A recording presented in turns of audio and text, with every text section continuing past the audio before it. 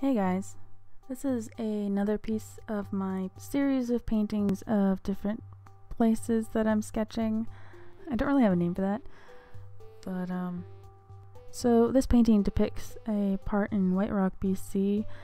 If anyone lives there or visits there often, they will know that this is a particular staircase on East Beach that is done up in colorful mosaic, and it just goes up to the residential streets, and there's some really good spots there to sit. It's probably the only place in the area that has good shade on hot days. It's a good place to go when you have an ice cream cone in your hand and you just want to sit and eat it for a bit without people staring at you. You know, it's a surprisingly private little area. And it's always landscaped with the trees and the flowers. I really wanted to paint this place because it is a spot that I go to almost every time I go to White Rock. But the ocean is such a peaceful, wide open space, so it's kind of nice to go to no matter how long you're there. It's usually worth it. I did this on Yupo.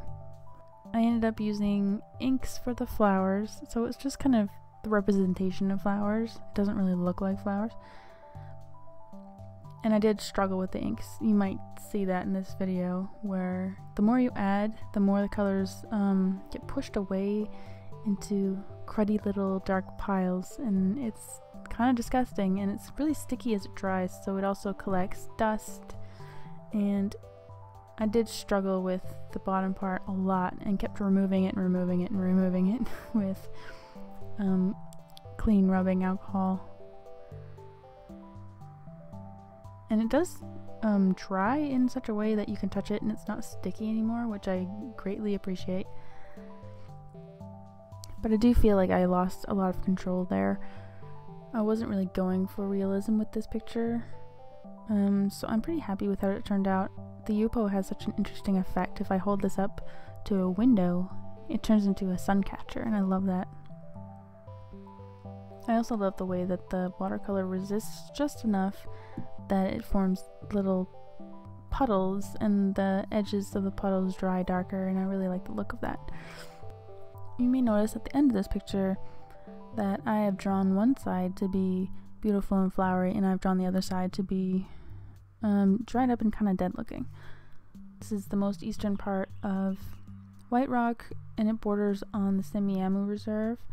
You know, that reserve doesn't even have adequate running water, and they're threatening to cut off the water supply entirely.